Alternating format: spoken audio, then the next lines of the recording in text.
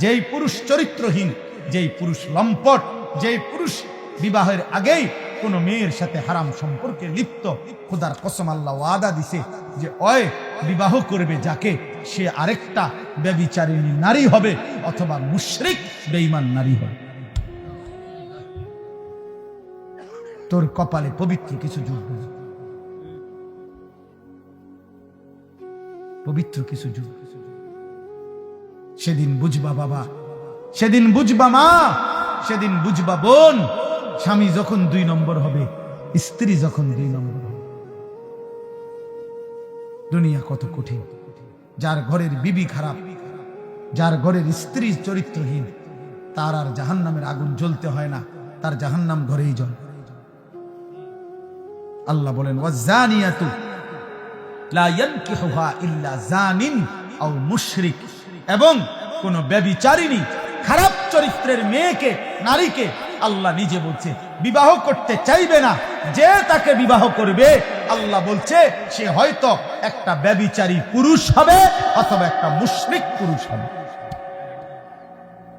কি সাংঘাতিক কথা কও কামরু, কি ভয়ানক কথা। তোর কপালে কোনো পবিত্র স্বামী জুটবে, স্বামী জুটবে। ওয়াহুররিমা যালিকা আলাল মুমিনিন, আল্লাহ বলেন আমি আল্লাহর পক্ষ থেকে ঈমানদার পুরুষের জন্য ব্যভিচারী নারী হারাম করা হলো, ঈমানদার নারীর জন্য ব্যভিচারী পুরুষ হারাম করা হলো। হুররিমা, তাইলে বলে এই জন্য আজকে এই রাত গভীরে আমি এতটুকু কথা বলি, আপনাদের মেয়েদেরকে আখলাকের হেফাজত করেন, আপনাদের ছেলের আখলাক হেফাজত করেন, আপনাদের স্ত্রীর আখলাক। একজনই মানেন কোনো অসুবিধা নেই, কেউ না মানেন কোনো অসুবিধা নেই, এত সমস্যা নেই আমার।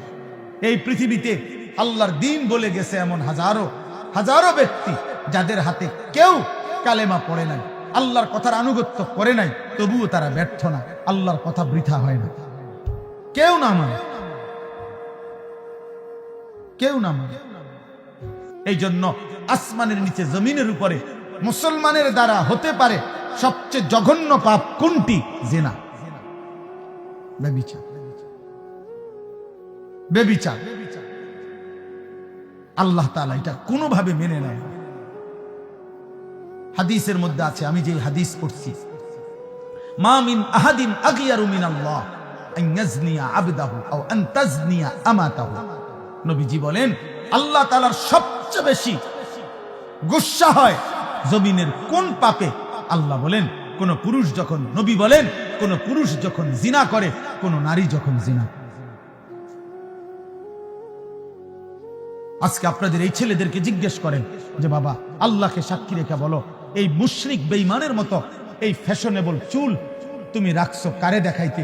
গরুরে দেখাইতে না ছাগল রে, না বুড়া মানুষের দেখাইতে? বলবে তার কলজা ছিঁড়ে আপনি বের করলে দেখবেন কোন মেয়েকে দেখাইতে, আর কোনো কারণ নাই, আর কোনো কারণ নাই, আর কোনো কারণ।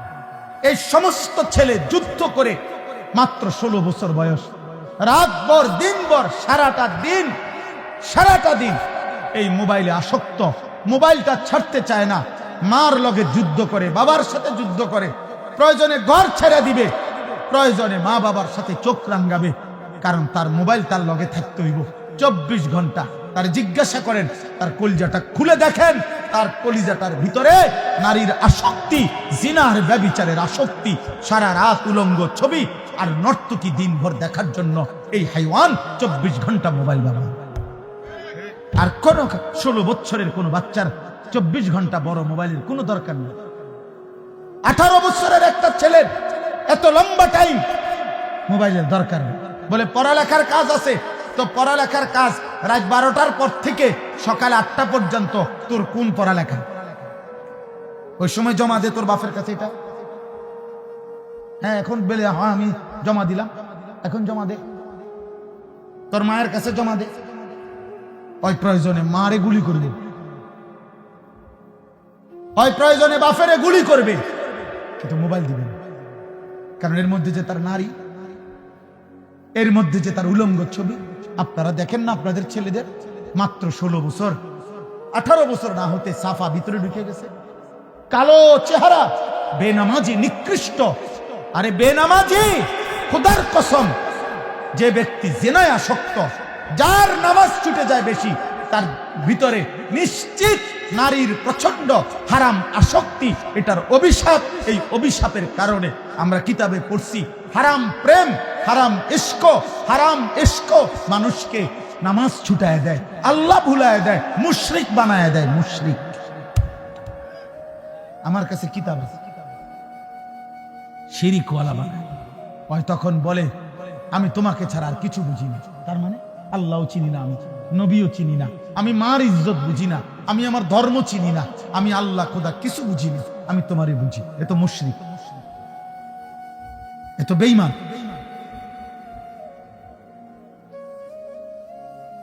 আপনারা দেখেন এইখানের যে ছেলেগুলো আছে এগুলো দাঁড় করাইয়া বলেন যে তোর উপরে আল্লাহর কোন গজব পড়লো, এক ওয়াক্ত নামাজ পড়লি না কেন? তোর বাবা মুসলমান না?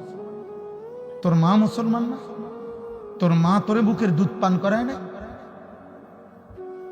তোর গ্রামের কেউ তোরে বলে নাই তুই মুসলমান? তোর মক্তবের হুজুর তোকে বলে নাই মুসলমান? তোরে কেউ আল্লাহ চিনায় নাই না ফরমান? 16 বছর বয়স এত বড় গাদ্দার হয়ে গেল। মাত্র 16 বছর বয়সে যদি একটা মুসলমানের বাচ্চা এত বড় ঘাটতেরা হয় যে আল্লাহকে একটা সেজদা দেয় না, এই হাইওয়ান 40 বছর বয়সে তো দাজ্জাল হয়ে যাবে। এত কম বয়সে যদি এত বড় সাহস সে কোত্থেকে পাইল বলে? 16 বছর বয়সে সে আল্লাহকে বৃদ্ধাঙ্গুলি দেখায়। আপনি কারা আবার? আপনি কে? আমি আপনাকে চিনি না। আমি চিনি আমার শাহওয়াত, আমি চিনি আমার নারী, আমি চিনি আমার বন্ধুদেরকে, আমি চিনি মুশরিক আর বেঈমানদের চুল, চেহারা, লিবাস, পোশাক। আব্বা, আমরা এই জন্য আশাবাদী, চেষ্টা করি আমাদের এই ছোট ছোট মাদ্রাসাগুলো জায়গায় জায়গায় কম বেশি মানুষ বানায়। মানুষ আখেরাত চিনায়, হালাল হারামের পার্থক্য চিনায়, পাক নাফাক চিনায়। বলে মাদ্রাসা কি করে? মাদ্রাসা পাক নাফাক চিনায়, মাদ্রাসা হালাল হারাম চিনায়, মাদ্রাসার তালেব ইলমের কলিজার মধ্যে এটা ঢুকায় যে বাবা মরণ পর্যন্ত সুদ খাইস না। মাদ্রাসায় কথা শিখায় মানুষের উপরে গুলি করিস না, মানুষের গায়ে ছুরি মারিস না, কোন হারাম নারীর সাথে বিবাহ বহির্ভূত কোন হারাম সম্পর্ক করিস না। এটা জরুরি বাবা। একটা নারীকে, একটা মেয়েকে তার ইজ্জতের কদর শেখায়, তার সতীত্বের মর্যাদা বুঝায়। সে বুঝে আমার ইজ্জত দামি, আমার সতীত্ব দামি। হ্যাঁ, যদি কোন জায়গায় কেউ যদি যে বলে হুজুর মাদ্রাসাত পড়েও দেখছি উল্টা পাল্টা, তাহলে ওই শুধু ওই উল্টা পাল্টাটা, মাদ্রাসা উল্টা পাল্টা বানায় নাই, ওর ব্যক্তি চরিত্রের অসতের কারণে। কোরআন তাকে উল্টা বানায় নাই, রাসূলুল্লাহর সুন্নাহ তাকে উল্টা বানায় নাই। ও বরং আল্লাহর কোরআন গ্রহণ করে না। তো গ্রহণ না করলে অন্যের যে দশা, এরও তো এই দশা। কথা বুঝেন নাই আপনি? আমি নিজে সৌদি আরব আল্লাহর ঘরের পাশে ডিউটি করে, এতে 24 ঘন্টা সিগারেট খায়। আমি এরকম মানুষ দেখছি। তো এটা আল্লাহর ঘরের দোষ। আল্লাহর ঘরের পাশে সারা রাত ডিউটি করছে, পাশের হোটেলে। এরপরে ফজরের ওয়াক্তে আপনার কাবা ঘরের, আল্লাহর ঘরের নামাজ চলতেছে, তে ছাড়ি দিয়ে একটা জায়গায়। অথচ এই জায়গায় একটা সেজদা দিলে 1 লক্ষ সেজদা। এমন হইতে পারে না? কথা বলেন না কেন? তো এটা কাবা ঘরের দোষ, এটা রাসূলুল্লাহ সাল্লাল্লাহু আলাইহি ওয়াসাল্লামের বলার দোষ। আপনাদের কাছে জন্য বললাম, আখলাকের হেফাজত জরুরি বাবা, চরিত্রের হেফাজত জরুরি। আপনারা আপনাদের ছেলেদের দিকে তাকায় দেখেন, আপনাদের স্ত্রীর দিকে তাকায় দেখেন। একজন মহিলা প্রতিদিন তার ভাসুরের সাথে কথা বলে, দেবরের সাথে কথা বলে, সবার সামনে খানা পিনা দিতেছে, রাস্তার পাশের পুকুরে গোসল করতেছে। কি নির্লজ্জ বেহায়া নারী, কি অসভ্য নারী! স্বামী বেচারা বেটা, তুমি নাফরমান, দুনিয়ার কত কিছু করলা, তোমার বিবির জন্য, মেয়েটার জন্য একটা পর্দায় ঢাকা গোসলখানা করতে পারলা না, তুমি বেড হইতে পারো আকামলা কোথাকার। তুমি তোমার বিবি বাচ্চার মেয়ের ইজ্জতের কদর বুঝলা না। এই জন্য আপনারা সবাই বুঝবেন না, যদি বুঝেন খবর নেন, রাগ হওয়ার শুরুতে সারাটা দেশের হালাত খুঁজে কি পরিমাণ এখন প্রতিদিন এখনকার খবর হলো এত বেশি পরিমাণ পরকিয়া সারাটা দেশে। অর্থাৎ মহিলার স্বামী আছে, অন্য পুরুষে আসক্ত, পুরুষটার স্ত্রী আছে কিন্তু তে অন্য মহিলায় আসক্ত। প্রতিদিন এই খুন, মার্ডার, হত্যা হচ্ছে এই অসভ্যতার ফলে। গত 3 দিন আগে আমি নিজে পত্রিকা করছি, বাংলাদেশে উনি রিপোর্টার লিখছে যে বাংলাদেশে গত 1 বছরের ব্যবধানে গত 10 বছরের চাইতে বেশি HIV আক্রান্ত, এইডস আক্রান্ত রোগীর সংখ্যা গত 10 বছরের চাইতে বেড়ে গেছে। ওই দেখেন, এই বেয়াদব দেখেন, কাকে বলে, মানুষকে বলে না, ছাগলেরে বলে, কোনো খবর নেই, সে তার কাজে আছে। এই হলো গাদ্দার, এই হলো আহাম্মকদের। বললাম না আমি, এটা এই মোবাইলের প্রচন্ড আসক্ত যেগুলো, এদের ব্রেনে কোনো কাজ করে না, এরা প্রতিবন্ধী। বাস্তবে এরা কোনো পাক নাফাক, ভদ্রতা, আখলাক, উচিত অনুচিত বুঝে। এর কথা আমি, হুজুর তোর আব্বাও যদি বলে আমার মোবাইল ছাড়া জীবনে আমার আর কিছু নেই, আমার কোনো মা নাই, বাবা নাই, আমার কোনো আল্লাহ নাই, রাসূল নাই, আমার কোনো হুজুর নাই, আমার কোনো ইমাম নাই, আমার কোনো ধর্ম নাই, আমার কোনো ইসলাম নাই, আমার কোনো কোরআন নাই, আমার একটাই আমার মোবাইল। নারী, ছবি, উলঙ্গ দৃশ্য, জিনা, ব্যভিচার, অশ্লীলতা, বেহায়াপনা, উল্লাস, মদ, জুয়া, এই জীবন, এই জীবন বেঈমানের দিকে তাকায় থাকে, বেঈমানের ডিজাইন। মুসলমানের ঘরে জন্ম নিয়া 16 বছর বড় হইলি বেটা, মুসলমান মা বাবার ঘরে চুল রাখলি বেঈমানের মতো বেটা, কাপুরুষ বেটা তুই। থু বেটা তোর কপালে, বেটা থুতু মারলাম তোর কপালে, বেটা তোর ওই বেঈমানের চুলে থুতু মারলাম বেটা। তোর বাপ তোকে শিখাইছে এই চুল রাখা, তোর মা শিখাইছে। তুই বড়দি হইলি মার ঘরে, মুসলমানের ঘরে, তো বেঈমানের মতো চুল রাখলি কেন বেটা? ওই বেঈমান তোর বাপ,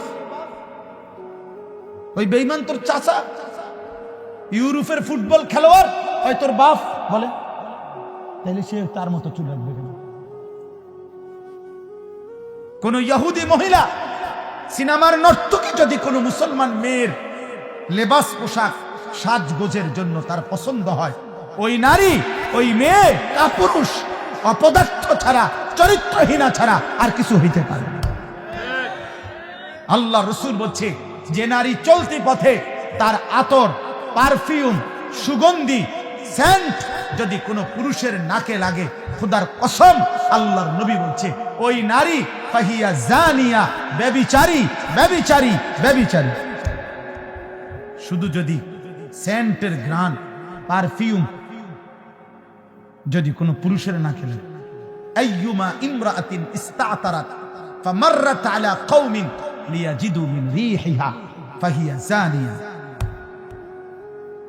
রাসূলুল্লাহ বলেছে, যে নারী চলার পথে এমন আতর লাগাইছে যে আতরের ঘ্রাণ পুরুষের নাকে লাগছে,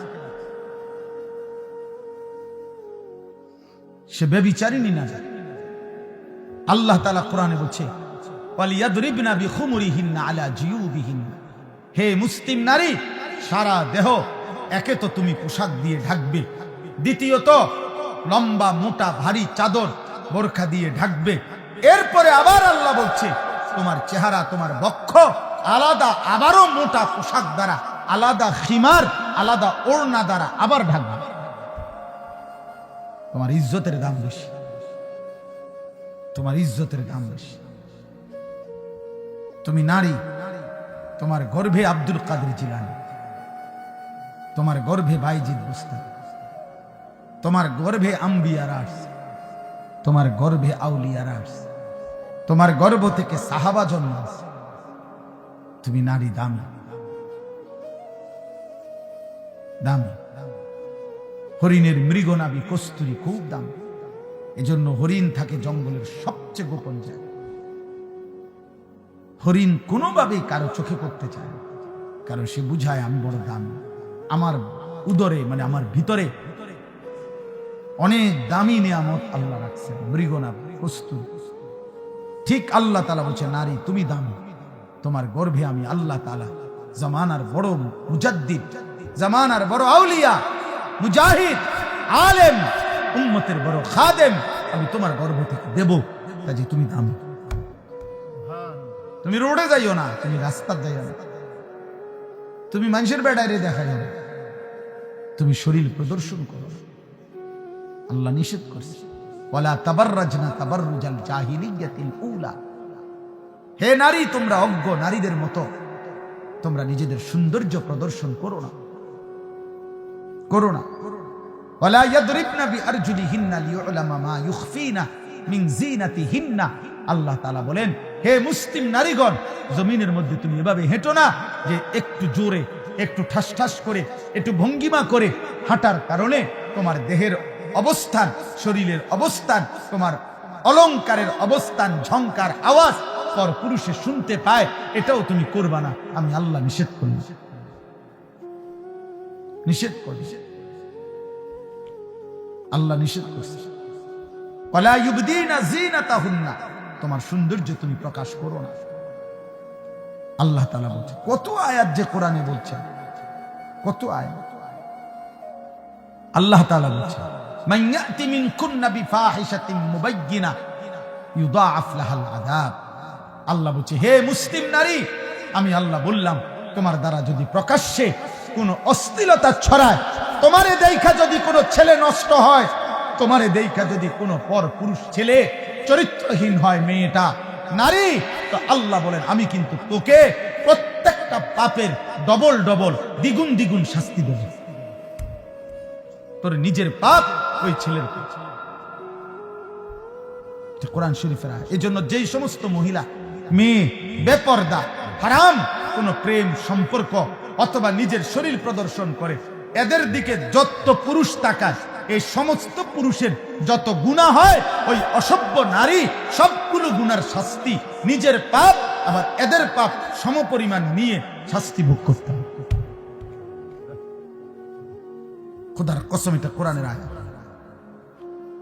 আল্লাহ বলছেন আমি ছাড়ব না, আমি নিষেধ করছি। আমি তোমাকে দামি বানাইছি, আমি তোমাকে ইজ্জতওয়ালা বানাইছি।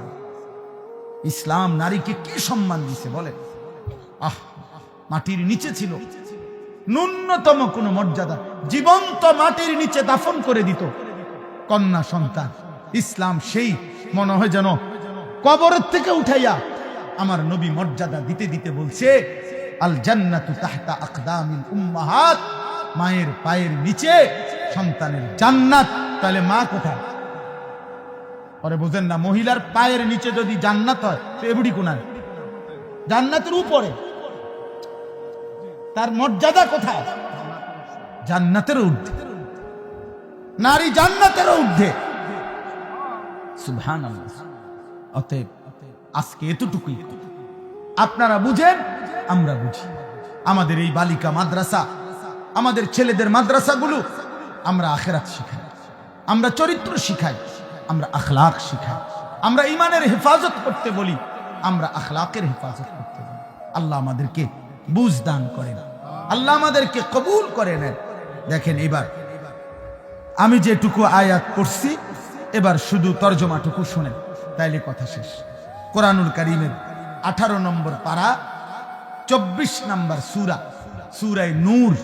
এই সূরা আল্লাহ তাআলা কি বলছে শুনুন। অত্যন্ত গুরুত্বপূর্ণ কোরআনের সূরা।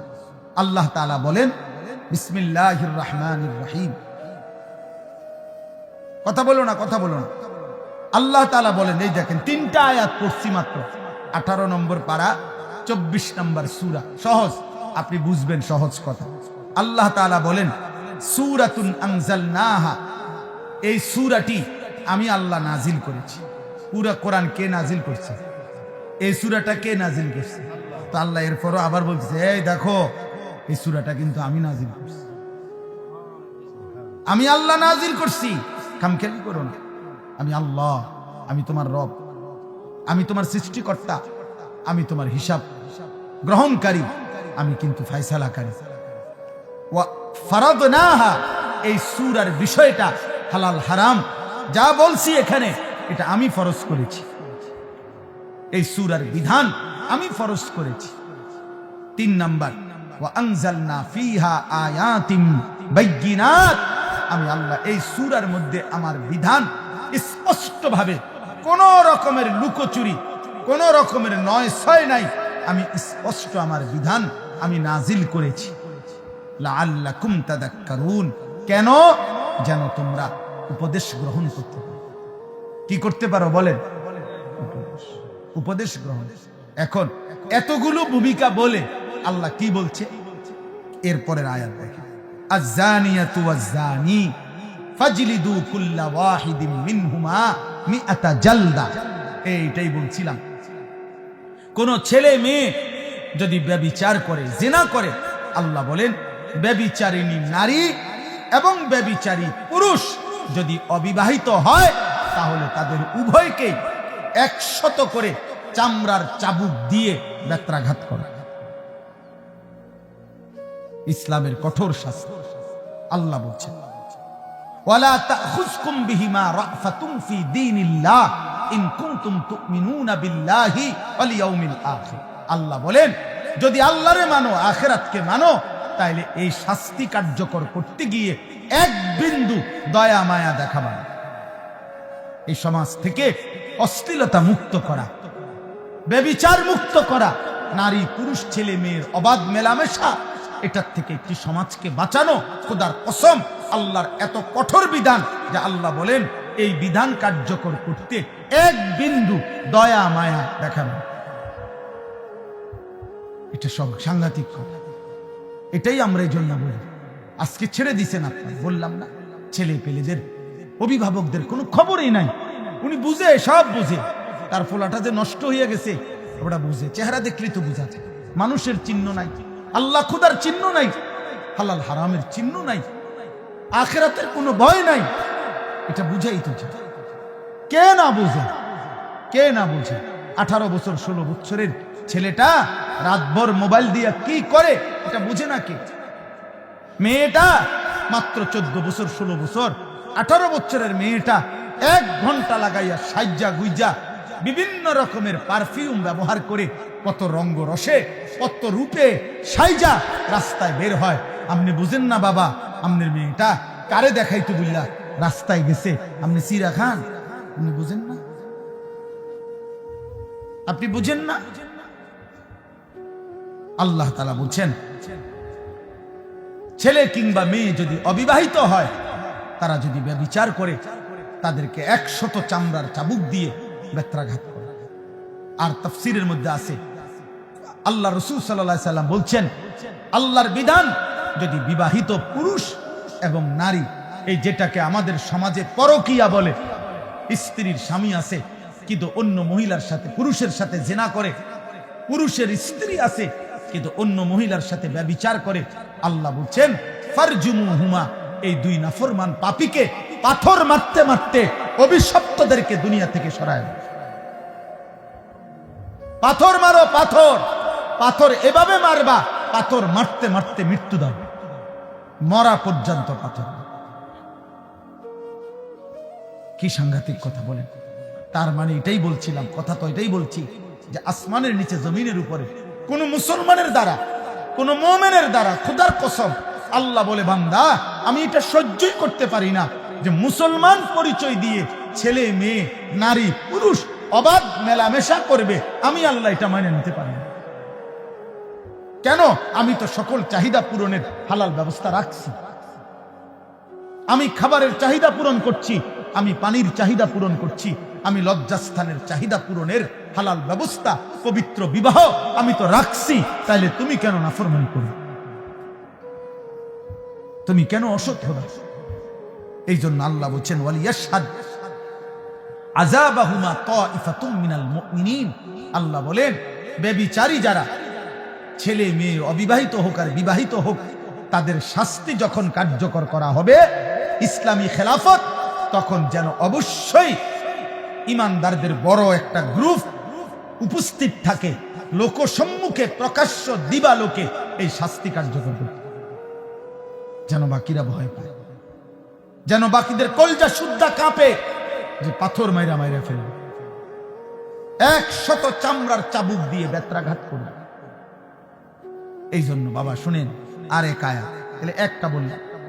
এই জন্য আমার এই উদ্দেশ্য, যে বালিকা মাদ্রাসা দেখা আমি এটা বলছি। আয়েশা সিদ্দিকা মহিলা মাদ্রাসা, বালিকাদের মাদ্রাসা, মুসলমানের মেয়ের ইজ্জত, মুসলমানের মেয়েকে দিন শিখানো এতটা জরুরি। একটা মেয়ে খোদার কসম চরিত্রহীন হইলে, একটা মেয়ে যদি অসৎ হয়, একটা মেয়ে যদি নিজের ইজ্জত সতীত্বের কদর না বুঝে, একটা সমাজ পুরাটা দুর্গন্ধ হয়ে যায়। কারণ একটা মেয়ে বেপরদা হওয়া মানে ওই শুধু গুনাহ করছে একজন। আমি একটা মিথ্যা কথা বলছি, এটা আমি বলছি। আমি একটা টাকা চুরি করছি, এটা আমি করছি। আমি কাউকে একটা গালি দিছি, এটা আমি দিছি, আমার পাপ। কিন্তু একটা মেয়ে বেপরদা হওয়া, একটা মহিলা বেপরদা হওয়া, একটা মেয়ে বিবাহ বহির্ভূত কোন ছেলেকে নিজের সাথে সম্পর্ক করা, একটা মহিলা এটা করা, এটা শুধু তার একটা পাপ না, এটা একটা সমাজ, একটা জাতি, একটা মহল্লা, একটা সংসার ধ্বংস করে। শুধুমাত্র সে নষ্ট হয় না, ছেলেটাকে নষ্ট করে দেয়, পুরুষটাকে নষ্ট করে দেয়। এই বংশটা আজীবনের জন্য কলঙ্কিত হয়। তাফসীরের মধ্যে লিখছে পরবর্তী বংশধর পর্যন্ত এই কলঙ্ক বয়ে বেড়ায়। তোর বাবা অসৎ ছিল, তোর মা চরিত্রহীন, অথচ ওই বাচ্চা হয়তো পাপ করে নাই, কিন্তু ওই অসভ্য মা বাবার কারণে এই বাচ্চাটাও কি হয়, কলঙ্কিত হয়, সাফার করতে হয়। এই জন্য আল্লাহ তাআলা বলছেন কোনোভাবে ব্যভিচারের কোনো পরিবেশ মুসলমানের সমাজে হইতে পারবে না, মুসলমানের সমাজে হইতে পারবে। এরপরে শুনেন আশ্চর্য হাদিস। নবীজি বলছেন মান জানা ওয়া শারিবাল খামরা নাযা আল্লাহু মিনহুল ঈমান কামা ইয়াখলাউল ইনসানু আল কামিসা মিন রাসিহি। সাংঘাতিক কথা এটা। নবীজি বলছেন কেউ যখন ব্যভিচার করে, জিনা করে, নারী পুরুষ অবাধ মেলামেশা করে এবং মদ পান করে, এই তিন জিনিস সবসময় একসাথে থাকে। যেখানে নারী, হারাম নারী, সেখানে মদ আছে, সেখানে গান আছে। যেখানে গান বাদ্য আছে, সেখানে মদ আছে, সেখানে নারী আছে। যেখানে মদের আড্ডা, সেখানে নারীরও আড্ডা, সেখানে গানেরও আড্ডা। এই জন্য আমরা সবসময় বলি বাদ্য গান কোন নামে জায়েজ না। বাদ্যযন্ত্র গান, এই গান বাদ্য ধর্মের নামে, ভক্তির নামে, আউলের নামে, বাউলের নামে, ফাউলের নামে, বাটপারের নামে, কোন নামে জায়েজ না। গান বাদ্য হারাম। গান বাদ্য কি হারাম, ধর্মের নামেও হারাম, অধর্মের নামেও হারাম। সিনেমাত গাইলেও হারাম, আবার ভক্তিমূলক গাইলেও হারাম। হারাম হারাম, সাফ কথা, হারাম। যেখানেই বাদ্য বাজে খোদার কসম, সেখানেই শয়তানের আওয়াজ বাজে। এটাই হাদিস। না না, এটা হাদিস তো, এটা কোরআনের আয়াত। সাউতুশ শাইতান আল গিনা ওয়াল মাজামিন। গান বাদ্য হলো শয়তানের আওয়াজ, শয়তানের আওয়াজ, শয়তানের আওয়াজ। হ্যাঁ, শয়তানের আওয়াজ। সাউন্ড বক্স, বিয়া শাদির মধ্যে যারা গান বাজায়, এই অসভ্য জোয়ান বুড়া, এগুলা সবগুলা হইল মূলত দুনিয়া লুভি। এরা বুঝছে বেড়া বেড়ি হুত্তালাউন হইল মূল মাকসাদ। আর কি কিসের আখেরাত, আর কি বাজা বেড়া ডেকসেট বাজা, তোরাও নাচ, বেড়া বেড়িও নাচ। হ্যাঁ, কয় এত ফ্যান্ডেল আলগা করার এত টাইম কই বেড়ি, বেড়িত বেড়িত খানা কদ্দুর এক লগে বইয়া খাইয়া লাইব, এত তান টোয়াইও না চাই। হ্যাঁ, এন্তিকা কোম্পানিগঞ্জ 20 মিনিটের রাস্তা, এত গাড়ি আলগা করার দরকার নাই। এক হাইয়েসের ভিতরে বেড়া বেড়ি চাপ দিয়ে বইয়া লাও সবাই। আরে বত কদ্দুর হুদা 20 মিনিটের রাস্তা, 20 মিনিটের গুণা না। আর কি তাই হালকা ফিডা দিব সামান্য, 20 মিনিটের গুণায় আর ফিডাটাই কি তাই? 20 মিনিটের জাহান্নাম আর কদ্দুর, এত হালকা একটা সুবানি দিয়া এটাই লেগে হ্যাঁ, খামখেয়ালি, আখিরাত খামখেয়ালি আমরা মনে করি। আখিরাত আহা, নাউযুবিল্লাহ, এটা কঠিন কথা হোক, কিন্তু এটা মনে রাখতে হবে। জিনা ব্যভিচারের পরিবেশ, তো আল্লাহর নবী কি বলছেন? যে জিনা করে, মদ পান করে, বাবা শুনেন, নবীজি বলছেন আল্লাহ তাআলা তার অন্তর থেকে ঈমান এভাবে খুলে ফেলে, আহা, মানুষ যেমন তার শরীর থেকে জামা খুলে ফেলে। কোন মানুষ যেমন তার শরীর থেকে জামা খুলে ফেলে, জিনা এবং মদ পান করিলে আল্লাহ তার কলজা থেকে ঈমান খুলে ফেলে। বলেন বলেন, কোন মেয়ে, কোন ছেলে, কোন স্বামী, কোন স্ত্রী, কোন পুরুষ মহিলা, তার দ্বারা যদি এই ব্যভিচারের কোন পরিবেশ হয়, কি হবে? আল্লাহ আমাদেরকে মাফ করে দেন, আল্লাহ আমাদেরকে মাফ করে দেন। আমাদেরকে সত্য কঠিনটাও শুনতে হবে, সুবহান আল্লাহর ফজিলত যেমন শুনতে হবে, আল্লাহর বিধানের কঠিন শাস্তির কথাও কি করতে হবে? কষ্ট হলেও শুনতে হবে। কেউ যদি বাঁচে, একজন যদি বাঁচে থাকে, সর্বশেষ হলো আয-যানি লা ইয়ানকিহু ইল্লা যানিয়াতান আও মুশরিক। এটা মারাত্মক কথা। এই শেষ কথাটা বলি, এই আপনারা যারা এখানে বসা আছেন, পর্দার আড়ালে যে সমস্ত মা মেয়ে আপনারা আছেন, আপনাদের কাছে আমার এই শেষ কথা, আপনারা যারা ছেলের বাবা, আপনারা যারা মেয়ের বাবা, আপনারা যারা মা মেয়ে আছেন, তোমরা যারা কিশোর যুবক ভাই আছো, তোমাদেরকে বলি, এটা মারাত্মক কথা আল্লাহ বলছে, আয-যানি লা ইয়ানকিহু ইল্লা যানিয়াতান আও মুশরিকা। আল্লাহ বলে, যেই পুরুষ ব্যভিচারী, যেই পুরুষ চরিত্রহীন, যেই পুরুষ লম্পট, যেই পুরুষ বিবাহের আগেই কোন মেয়ের সাথে হারাম সম্পর্কে লিপ্ত, খোদার কসম আল্লাহ ওয়াদা দিছে যে ওই বিবাহ করবে যাকে, সে আরেকটা ব্যভিচারিণী নারী হবে অথবা মুশরিক বেঈমান নারী হবে। তোর কপালে পবিত্র কিছু জুটবে না, পবিত্র কিছু জুটবে। সেদিন বুঝবা বাবা, সেদিন বুঝবা মা, সেদিন বুঝবা বোন, স্বামী যখন 2 নম্বর হবে, স্ত্রী যখন 2 নম্বর হবে। দুনিয়া কত কঠিন। যার ঘরের বিবি খারাপ, যার ঘরের স্ত্রী চরিত্রহীন, তার আর জাহান্নামের আগুন জ্বলতে হয় না, তার জাহান্নাম ঘরেই জ্বলে। আল্লাহ বলেন, ওয়াজ-যানিয়াতু লা ইয়ানকিহুহা ইল্লা যানিন আও মুশরিক। এবং কোন ব্যভিচারিণী, খারাপ চরিত্রের মেয়েকে, নারীকে আল্লাহ নিজে বলছে বিবাহ করতে চাইবে না। যে তাকে বিবাহ করবে, আল্লাহ বলছে সে হয়তো একটা ব্যভিচারী পুরুষ হবে অথবা একটা মুশরিক পুরুষ হবে। কি সাংঘাতিক কথা কও কামরু, কি ভয়ানক কথা। তোর কপালে কোনো পবিত্র স্বামী জুটবে, স্বামী জুটবে। ওয়াহুররিমা যালিকা আলাল মুমিনিন। আল্লাহ বলেন, আমি আল্লাহর পক্ষ থেকে ঈমানদার পুরুষের জন্য ব্যভিচারী নারী হারাম করা হলো, ঈমানদার নারীর জন্য ব্যভিচারী পুরুষ হারাম করা হলো। হুররিমা।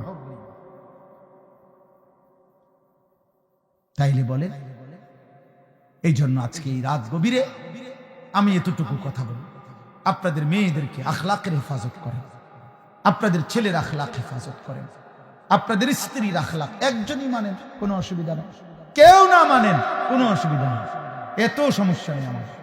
এই পৃথিবীতে আল্লাহর দ্বীন বলে গেছে এমন হাজারো হাজারো ব্যক্তি যাদের হাতে কেউ কালেমা পড়ে নাই, আল্লাহর কথার আনুগত্য করে নাই, তবুও তারা ব্যর্থ না, আল্লাহর কথা বৃথা হয় না। কেউ না মানে, কেউ না মানে, রবের কথা বৃথা হয় না। আমি আপনাদেরকে জন্য বললাম, এই গভীর রাতে আমরা, আমার শেষ কথায় আপনারা মনে রাখবেন, এই ছেলেরা বাবা নষ্ট হইও না। বাবা, তুমি এখন কোনো নারী ছবি, অশ্লীল দৃশ্য, বিবাহের পূর্বে কোনো মেয়ের সাথে খারাপ কোনো সম্পর্ক করো না, জাহান্নামের টুকরা হয়ে যাবে। আমি বললাম, আমি তোমার চাইতে বয়স্ক, আমি তোমার চাইতে অভিজ্ঞ, আমি তোমার চাইতে বেশি মানুষের জীবন জানি। কষ্ট পাইবা কোনোভাবে তোমরা, এই ছেলে যে কয়জন আছো তোমাদেরকে বলি, চরিত্র হেফাজত করো, অপেক্ষা করো। তোমার মা বাবা তারাও স্বামী স্ত্রী পুরুষ নারী, আল্লাহ তাদেরকে মিলাই দিছে, তাদের ভালোবাসার ফসল তুমি। তুমি কোনো চরিত্রহীন নারীর সন্তান না, তুমি কোনো চরিত্রহীন বাবার সন্তান না, তুমি এক ইমানদার বাবা মার সন্তান। তো তুমি কেন নষ্ট হইবে? তোমার মা বাপ তো খারাপ ছিল না, তোমার মা বাপ তো বিবাহিত, তোমার মা বাপ তো বিবাহিত, তো তুমি কেন লম্পট হইবে?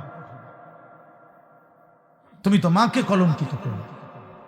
যেই ছেলে অসৎ চরিত্রহীন, পৃথিবীবাসী তো তাকে বলে, আরে কোন মার ঘরে তুই এসব, তোরে কোন মারে ফেড়ে ধরছে, আহা নাফরমান, পাপ করলি তুই, তো মাকে বেইজ্জতি করলি।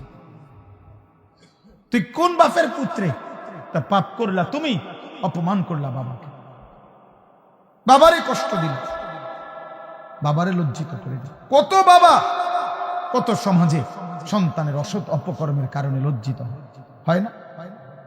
মেল মিটিং দেন দরবারে, শেষ পর্যন্ত বাবা অপমানিত হয়, মাথা নুইয়া চোখের পানি ফেলতে ফেলতে ঘরে আসা বলে স্ত্রীর কাছে, তোমার ছেলে আমার উঁচা মাথাটা নিচু করে দিছে, ওই আমারে আজ বড়া মজলিসে অপমান করছে। এই জন্য বিশেষ করে কোন মেয়ে যদি চরিত্রহীন হয়, কোন মেয়ে যদি চরিত্র খারাপ হয়, কোন মহিলা, এই দুর্গন্ধ সমাজে সবচেয়ে বেশি ছড়ায়, সমাজে ছড়ায়। কাজেই আমরা আপনাদের কাছে বললাম, আপনারা আপনাদের মেয়েদেরকে দিন শেখান, আপনারা আপনাদের ছেলেদেরকে দিন শেখান, আলাদা আলাদা দিন শেখান, আখিরাতের ফিকির করেন। আপনি পারবেন, আপনি সিদ্ধান্ত নেন, আপনারা চেষ্টা করেন। হেদায়েত মূলত আল্লাহর হাতে। কার হাতে? হেদায়েত মূলত কার হাতে? কিন্তু আমাদের দায়িত্ব চেষ্টা। হেদায়েত মূলত কার হাতে? আল্লাহ। হেদায়েত কারো হাতে নাই, আল্লাহ, শুধু আল্লাহর হাতে। আল্লাহ চাইলে নবীর হাতে বহু লোক হেদায়েত পাইছে, কালেমা পড়ছে। আবার আল্লাহ চান নাই, নবীর হাতে তার চাচা আবু তালেব কালেমা পড়ে। আল্লাহ চাইছেন ইব্রাহিম আলাইহিস সালামের হাতে কত লোক কালেমা পড়ছে। আল্লাহ চান নাই ইব্রাহিম আলাইহিস সালামের হাতে ওনার আব্বা কালেমা পড়েন। আল্লাহ চাইছেন নূহ আলাইহিস সালামের হাতে কত লোক কালেমা পড়ছে। আল্লাহ চান নাই নূহ নবীর হাতে ওনার ছেলে কেনান কালেমা। কার ইচ্ছা মূলত? অতএব আপনারা প্রত্যেক ইনশাআল্লাহ দ্বীনকে ভালোবাসেন, আল্লাহকে ভালোবাসেন, চরিত্রের হেফাজত করেন, আখলাকের হেফাজত করেন। আল্লাহর নবী বলছেন, কিয়ামতের দিন কারো আমল নামার মধ্যে ওজনে কোন আমল সবচেয়ে বেশি ভারী হবে? আমল সামান্য কিন্তু ভারী হবে অনেক বেশি। আল্লাহর কসম, নবী বলছে উত্তম আখলাক, উত্তম চরিত্র। উত্তম চরিত্রের এক ফোঁটা মিজানের পাল্লায় দিলে এটা নেকিতে ভারী হয়ে যায়। অনেক ওজন, অনেক ওজন, অনেক ওজন। ইউসুফ আলাইহিস সালাম পৃথিবীবাসীকে দেখাইছে, আমি 10 বছর বয়সে বাড়ি ছাড়া হইছি। আমাদেরকে বলছে, হে যুবক, আমি 10 বছর বয়সে বাড়ি ছাড়া হইছি। আমার বাবারে আমি ছোটবেলা পরে আর দেখি নাই, আমার মারে আর দেখি নাই। আমার গ্রাম, আমার দেশ, আমার সমাজ, আমার চাচা, মামা, ফুফা, খালু কেউ ছিল না। আমি একটা পৌত্তলিক মুশরিক জুলাইখা, এবং জুলাইখার স্বামী ছিল মূর্তি পূজক। ওদের ঘরে বড় হইছি। আমার ঘরের সবাই মূর্তি পূজা করত। আমি সেই ঘরের চাকর, কৃতদাস ছিলাম, গোলাম ছিলাম। আমি সেই জায়গা থেকেও আমি আল্লাহকে ঠিক মতোই চিনেছি। জুলাইখা যেদিন বলছে অসৎ কর্মের জন্য আমার এখানে বাবা নাই, মা নাই, আমার গ্রামের কোনো মানুষ নাই, চারিদিকে আমারে কেউ চেনে না, আমার কোনো বংশের কেউ নাই, আমি যখন তখন ইচ্ছা করিলে জিনা করতে পারতাম। আর এই মহিলার ঘরে যদি আমি প্রতিদিনও যাই, পৃথিবীর কেউ আমারে সন্দেহ করবে না, কারণ আমি তো তার গোলাম, আমি তো তার ঘরে যাবই। তারপরে আমি যা ইচ্ছা তাই করতে পারতাম, পৃথিবীর কেউ সন্দেহ করতো না, কারণ আমি তো এই বাড়িতেই থাকি, আমি তো এই বাড়িতেই বড় হইছি, আমি তো এই বাড়িওয়ালার ঘরে থাকি। তাহলে সন্দেহ করার কিছুই ছিল না, কেউ বুঝার কিছু ছিল না। কিন্তু ইউসুফ আলাইহিস সালামকে যখন জুলাইখা বলছে, হাই তালাক, ইউসুফ আমার দিকে আসো, অসৎ কামনা বাসনা চরিতার্থ করো, এই ঘরে দাঁড়িয়ে 25 বছরের ঊর্ধ্বে যুবক ইউসুফ আলাইহিস সালাম, যার বাবা নাই, মা নাই, অথচ এমন জায়গায় দাঁড়িয়ে প্রথম শব্দ তিনি বলছেন মাআযাল্লাহ। জুলাইখা, তোর হাত থেকে আমি আমার আল্লাহর পানাহ চাই। قال معاذ الله إنه ربي أحسن مثواي। ইউসুফ আলাইহিস সালাম দ্বিতীয় কথা বলছে, জুলাইখা তুমি জানো না আমার রব আমার বড় মেহেরবান এক রব, এক অসহায় যার কোনো ঘর নাই বাড়ি নাই, যারে তার ভাইরা বাড়ি থেকে বের করে দিছে, কূপে ফেলে দিছে, এমন একজন অসহায় ছেলে আমি। এই অসহায় ছেলে আমি ইউসুফকে আমার আসমানওয়ালা রব সেই ছোট্টবেলা থেকে লালন পালন করে বড় উত্তম আশ্রয়ে লালন পালন করেছেন। আমি কেমনে এমন মালিকের নাফরমানি করব? 3 নম্বরে বলছে ইন্নাহু লা ইউফলিহুজ জালিমুন। এরপরে বলছে জুলাইখা কিয়ামত পর্যন্ত মনে রাখবা, জিনাকার ব্যভিচারী এমন পাপী কোনদিনও সফল হতে পারে না। লা ইউফলিহু, ব্যভিচারী সফল হয় না, চরিত্রহীন যুবক পুরুষ নারী সফল হয় না, সফল হবে না। এই 3 কথা বলছি। আমি আল্লাহর আশ্রয় চাই, আমার আল্লাহ আমারে উত্তম আশ্রয় দিয়েছেন, এবং লম্পট চরিত্রহীন ব্যভিচারী তিনি বলছেন সে সফল হইতে পারে। এগুলোর জন্য সবগুলো শেষ পর্যন্ত তওবা না করিলে এই যতগুলো ছেলে মেয়ে বিবাহ বহির্ভূত হারাম সম্পর্ক করে, এগুলো শেষ পর্যন্ত এই পৃথিবীতে অসল অপদার্থ ধ্বজভঙ্গ হিসাবে পড়ে থাকে। অল্প কয়েকদিন পরে নেশা ছুটে যায়, অল্প কয়েকদিন পরে যৌবনের চাহিদা ছুটে যায়, অল্প কয়েকদিন পরে যৌবনের সক্ষমতা চলে যায়। হ্যাঁ, দেখেন না হার্বাল কোম্পানির কাগজ জেন দিয়ে লাগায়, 30টা লাগায়। হ্যাঁ, মূল কারণ তো এটা, ওরা জানে যে চরিত্রহীন যুবক আসবে, এই জন্য আপনার জেন দিয়ে পোস্টার লাগায়, 30টা করে লাগায়। ওরা জানে লক্ষ লক্ষ কিশোর যুবক চরিত্র নষ্ট করে হায়াত শেষ করে দিচ্ছে। এই জন্য আমি অনুরোধ করছি, আল্লাহকে চেনেন, আখিরাতকে চেনেন, গুনাহ ছাড়েন, বলেন ইনশাআল্লাহ, বলেন ইনশাআল্লাহ। কোরআনুল কারীমের মধ্যে আল্লাহ বলছেন যে জিনা করবে ওমান ইয়াফআল যালিকা ইয়ালকা আসামা, আমি তাকে শাস্তির মুখোমুখি করব। কোরআনের আয়াত, কেমন শাস্তি? ইউদাআফ লাহাল আযাব, আমি জিনার শাস্তি দ্বিগুণ করব। আল্লাহ আমাদেরকে হেফাজত করে। আজ আমি আপনাদের কাছে অনুরোধ করলাম, আপনারা আপনাদের ছেলেদেরকে মেয়েদেরকে দ্বীন শিখান। আপনি চেষ্টা করেন, হাল ছেড়ে দিবেন না, হাল ছেড়ে দিয়েন। আল্লাহ এই মাদ্রাসা কবুল করেন, আল্লাহ তাআলা এই মাদ্রাসার জরুরত পূরণ করে দেন। শেষবারের মতো আমি আলহামদুলিল্লাহ আপনারা আগে দিছেন, আমি শুধু 1 মিনিট আপনাদের কাছে বলি, মাদ্রাসার জন্য আপনারা নগদ 2-4 জন ভাই উঠেন, আপনাদের পকেটে যদি থাকে আপনারা মাদ্রাসার জন্য একটু একটু সহযোগিতা করেন। এখনই আমি দোয়া করছি, এই দোয়ার আগে এই মাদ্রাসার জন্য আপনাদের ভালোবাসা দিয়ে নগদ আপনারা সামান্য যেটুকু সম্ভব হয় আপনারা দেন। আল্লাহ ঠকাবে না, বরকত হবে ইনশাআল্লাহ। উঠেন, উঠেন, 1 জন বা 2 জন উঠো ভাই, 2-1 জন এলাকার বাড়ির কেউ উঠো। মাশাআল্লাহ, নেও ভাই, হাতে হাতেই নাও, রুমাল লাগবে না, হাতে হাতে নাও, দেন। আপনারা প্রত্যেকে, ছেলেরা বাপ তোমরাও দাও, যে যেটুকু হয় মহব্বত করে দেন। আল্লাহুম্মা সাল্লি আলা মুহাম্মাদ ওয়া আলা আলি মুহাম্মাদ কামা সাল্লাইতা আলা ইব্রাহিম ওয়া আলা আলি ইব্রাহিম ইন্নাকা হামিদুম মাজিদ। আমাদের গ্রামের একজন মুরব্বী আবুল কাশেম খোকন, উনি আইসিইউতে আছে। আল্লাহ শিফা করেন। আমাদের সাবেক মন্ত্রী আলহাজ ব্যারিস্টার ওয়াজিবুল ইসলামী আমাদের গ্রামের সন্তান, উনিও খুব অসুস্থ, ওর জন্য একটু দোয়া করবেন। আল্লাহ শিফা।